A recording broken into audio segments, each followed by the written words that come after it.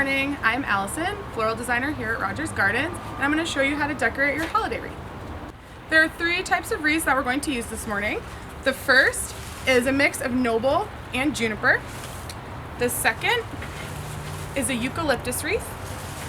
And the third is a banksia wreath. The ingredients we will be adding into our wreaths this morning is a variety of grevillea, some safari sunset, various Christmas greens. We have some pine, some incense cedar, pine cones, holly, magnolia.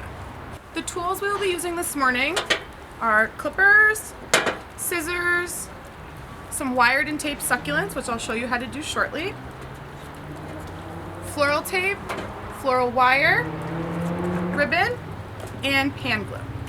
We're going to start with the noble and juniper wreath. As you can see, I've already glued in some larger pieces of magnolia. This is going to extend out the wreath. We're also going to include some of the larger pieces of incense and pine to really blow this wreath out. So we're going to use our pan glue. Get a lot on the stem. Careful because the pan glue is very hot. Going to kind of make a little pocket, slide it on in, press it so that the glue stays. When you include the magnolia in your wreath, it's okay to have some of the darker side showing and add some variety to your wreath. Next, we're going to add some grevillea and other greens.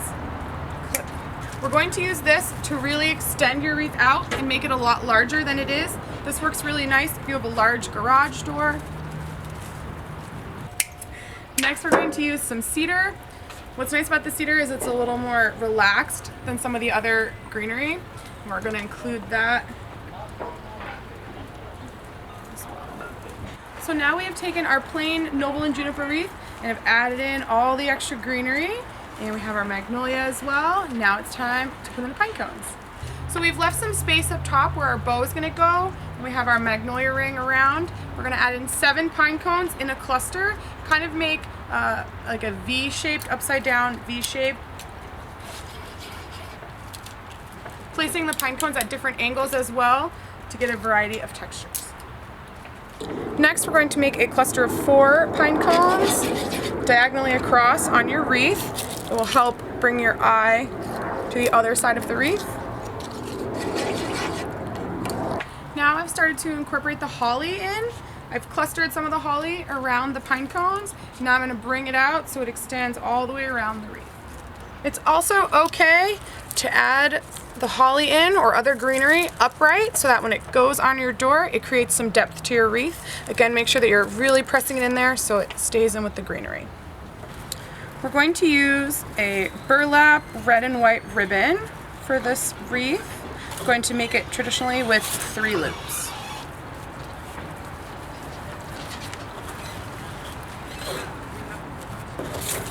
Use my wire, run it all the way through. Down under and twist. Gonna make sure we have long tails. Going to bend the ribbon. Cut to create a fishtail. So I've used a longer piece of wire and I've wrapped it all the way around and tied it in the back. I'm gonna fluff up the bow, fluff out the tails, and now you have a nice larger traditional holiday wreath.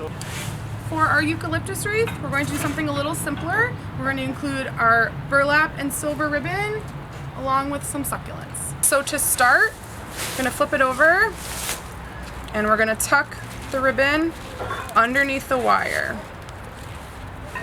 and kind of twist it so that it stays. As you're wrapping the burlap, make sure you're kind of fluffing it. And you can also tuck other bits underneath so that it goes around your foliage. For the eucalyptus wreath, I'm going to make a bow, but I'm not going to make tails because we have the other pieces of ribbon incorporated in the wreath. So now we have our bow. This one only has 2 loops on each side, a little more relaxed and natural. And we're going to take our wire and wrap it right around. Twist it tight in the back. Okay, and you can fluff it out as well. Now we're going to add more succulents. I have them wired and taped to add extra strength. Again, we're going to stick them in the glue. I already have some clusters. Just gonna add to them. This one I'm gonna put going the opposite direction. And because it's on the wire, it's gonna be a little bit higher. Okay, so now our succulents and silver wreath is finished. We're going to move on to our Banksia wreath. So for our Banksia wreath, we're going to include green and brown tones. It's very trendy right now. So again, long piece of wire. I'm gonna slide it through the greenery and around to the back. Really make sure that you're twisting it tight. And for the Banksia wreath, we're going to leave our trails long. We're going to add the pine cones next. I'm going to do these in a 3-2-3-2 pattern to bring them all around. Going to add our cluster of 2 up towards the top. Our berry element for our Banksia wreath is going to be the Brasilia berry. So we're going to use that instead of the ilex or the rose hips to keep this wreath very natural. Some of the extra stems on these, it adds a little more interest to your wreath. And they come in a couple different colors, so some are a little more green, some are a little more brown. That just adds more interest to your wreath.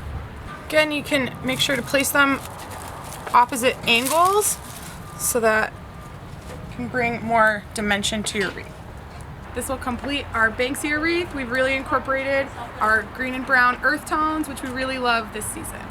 This concludes our wreath decorating video this morning. We hope you enjoyed. Please come visit us here at Rogers Gardens in our winter wonderland.